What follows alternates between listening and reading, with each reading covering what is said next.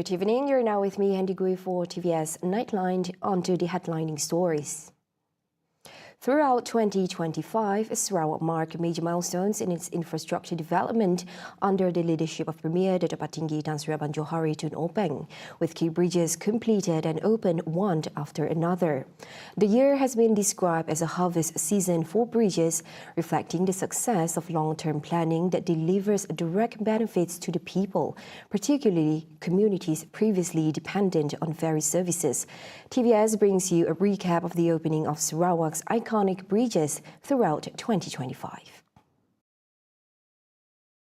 The year 2025 began with a major transformation for residents in northern Sarawak when the Marudi Bridge was officially opened by Premier Dato' Patinggi Tan Sri Abang Johari Tun Openg on January 17, fulfilling a long-awaited dream of the local community. According to Abang Johari, it had always been his intention to develop the bridge to benefit not only residents of Miri and Marudi, but also the entire Baram region. The 650-meter-long bridge spanning the Baram River is equipped with the R5 standard connecting roads, providing safer and more efficient land connectivity. Following the opening of the Marudi Bridge, infrastructure development continued in central Sarawak with the opening of the Batang Rajang Bridge on May 17, which was renamed Tun Dato' Patinggi Tuanku Haji Bujang Tuanku Haji Othman Bridge.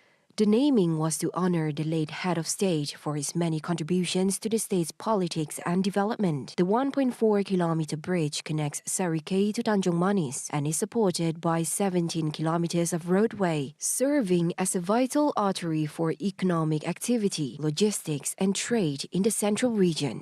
Development attention then shifted to coastal areas with the opening of the Batang Saribas 1 bridge on July 19. The 1.55-kilometer bridge, costing 375.5 million ringgit, not only connects Pusa and Beladin, but also serves as a key link in the Sarawak Coastal Road project. According to Abang Johari, the bridge provides direct access to longhouses and villages, unlocking major potential for local economic growth and modern agricultural development.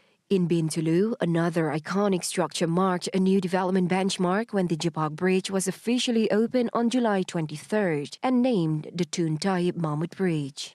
The naming honors the late Tun Pehin Sri Abdul Taib Mahmud for his contribution in pioneering development in central Sarawak, particularly in establishing Bintulu as an industrial hub. The 870-meter bridge, built at a cost exceeding 460 million ringgit, was opened to users as early as March and is now among the longest bridges in Sarawak, improving traffic flow and access to industrial and residential areas. From central Sarawak, the Premier's bridge tour moved to the state capital, Kuching, with the official opening of the Dato' Amar Jum'ani Tuanku Bujang Bridge on August 5th in the Satok constituency. The naming of this new city landmark was inspired by local residents to honor the contributions of Puan Sri Dato' Amar Jum'ani Tuanku Bujang, particularly during the Premier's service in the area. The bridge has also been hailed as an engineering masterpiece among the bridges constructed by the Sarawak government. The series of bridge openings in 2025 concluded with the opening of the Sibau Bridge on December 6, easing mobility for residents who previously depended on ferry services. The bridge spans the Kemena River, measuring 728.56 meters in length, with 2.3 kilometers of connecting roads and an R3 design, providing two-lane access for vehicles.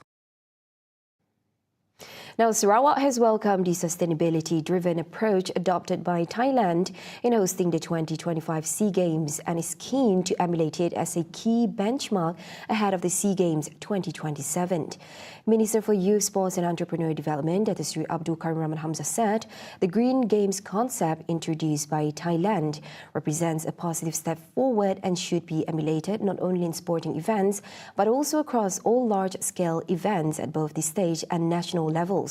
According to him, the 33rd edition in Thailand showcases the use of digital technology and environmentally friendly practices to reduce environmental impact, making it one of the most sustainable editions in the history of the Games. Saya melihat ini adalah satu perkembangan yang baik, bukan saja untuk sukan, dalam apa-apa yang kita lakukan, conference ke ataupun event-event yang dilakukan di peringkat negeri, di peringkat pusat, yang mesti menjurus kepada itu. Daripada apa yang dapat kita lihat baru-baru ini berkenaan dengan siklon dan sebagainya.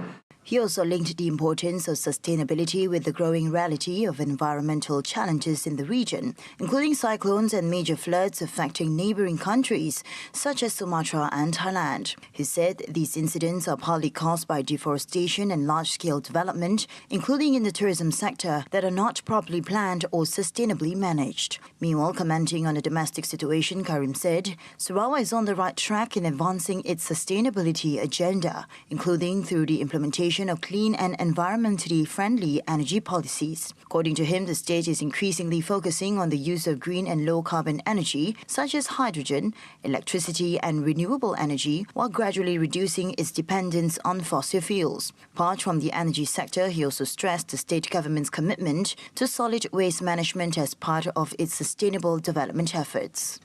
Walaupun kos untuk incinerator itu agak mahal, tapi penekanan kerajaan mereka mahu pindah daripada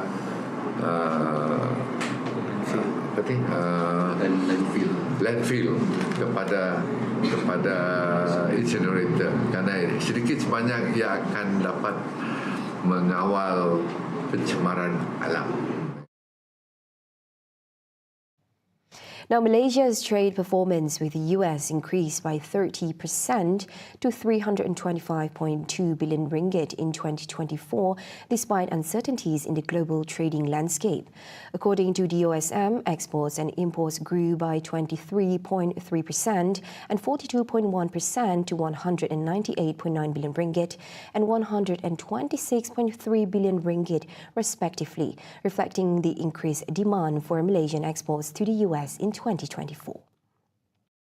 Chief Statistician Dr. Muhammad Uzair Mahidin said electrical and electronic E&E products remained the main pillar of Malaysia and the US trade, accounting for 60.4% of total export value in 2024. MTSR 2025 analyzes Malaysia's trade performance with the US across 5 main product categories, particularly E&E, optical and scientific equipment, machinery equipment and appliances, as well as rubber and wood. Malaysia's exports of optical and scientific equipment to the US reached the highest value at 12.9 billion ringgit, an increase of 14.3% in 2024. Malaysia's export contribution to the US was the highest compared to other countries, accounting for 21.8%.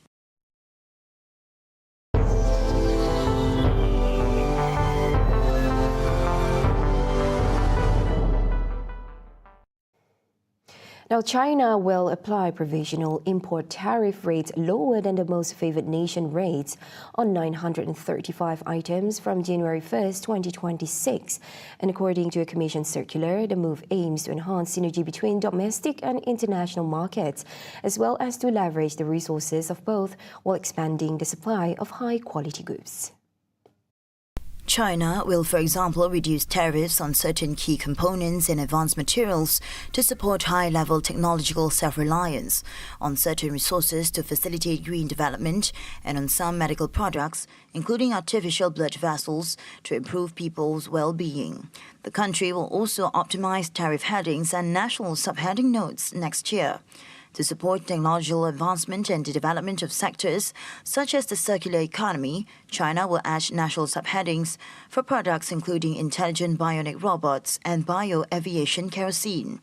To deepen economic and trade cooperation and promote regional integration, the country will continue applying agreed tariff rates to certain imported goods originating from its 34 trading partners in 2026.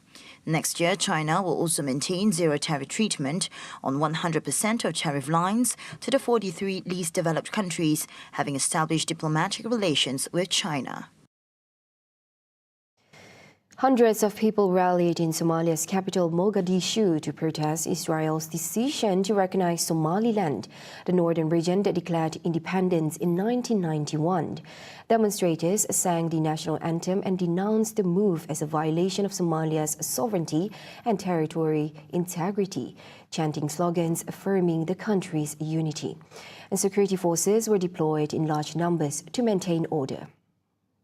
Protesters and officials said Somalia had never relinquished any part of its territory and rejected any recognition of Somaliland, urging the international community to oppose the decision.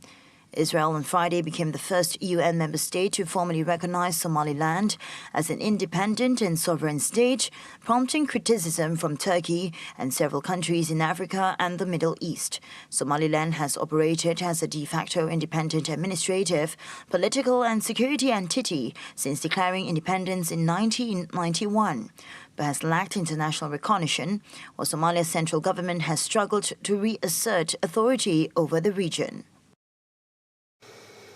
Ukrainian President Volodymyr Zelensky said the United States has proposed security guarantees for Ukraine lasting 15 years, with a possible extension, but Kiev is seeking a significantly longer commitment following talks with former U.S. President Donald Trump. Zelensky met Trump in Florida, where Trump said a deal to end nearly 4 years of war with Russia was closer than ever. Zelensky said unresolved issues in the proposed settlement included territorial questions and the future of the Russian-occupied Zaporizhzhia nuclear power plant. He stressed that the deployment of international troops in Ukraine was a necessary part of any security guarantees, a proposal Russia has previously rejected.